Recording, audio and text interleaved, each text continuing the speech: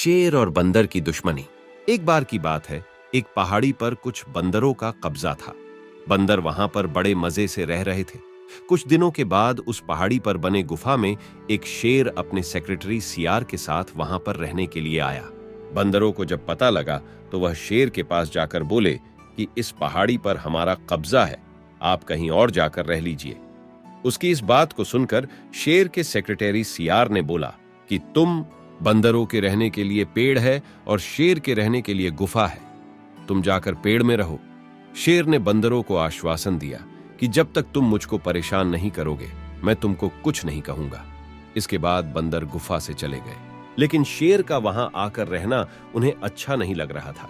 इसलिए वह शेर को भगाने के लिए बहुत तरकीब लगाने लगे, लेकिन उनकी कोई भी तरकीब कामयाब नहीं हो रही थी।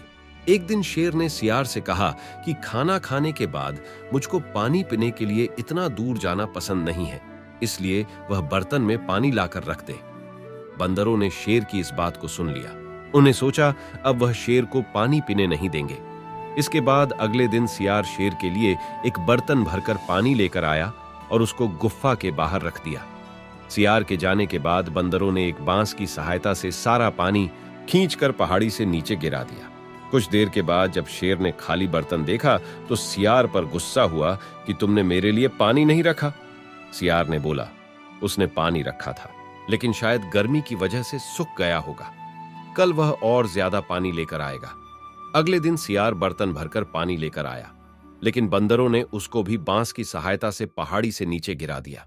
जब शेर आया तो वह सियार पर बहुत ज्यादा गुस्सा हुआ कि वह कामचोर है और उसने पानी नहीं रखा, वह उसको अपने सेक्रेटरी से हटा देगा। सियार ने शेर को बताया कि वह पानी लेकर आया था। अगले दिन सियार फिर पानी लेकर आया, जिसके बाद सियार और शेर गुफा में छुप कर देखने लगे। कुछ देर में बंदर आए और बांस लगाकर सारा पानी खाली कर दिया। अब शेर और सियार को समझ आ चुका था। इसके बाद सियार जब भी पानी लेकर आता तो वह आधा पानी गुफा में और आधा पानी बाहर बंदरों के लिए छोड़ देते थे। बहुत बार बंदरों को पता चला कि शेर हमें उसका पानी गिराते हुए देख रहा है, लेकिन कुछ बोल नहीं रहा। इसके अलावा अब शेर शिकार करके बहुत जल्दी भी आ रहा था। यह इसी तरह 2-3 महीने चला। इसके बाद बंदर थक कर शेर के पास गए। वह शेर से बोले, हम 2-3 महीने से आपका पानी गिरा रहे हैं और आप ये सब देख भी रहे हैं, तो आप कुछ क्यों नहीं कह रहे?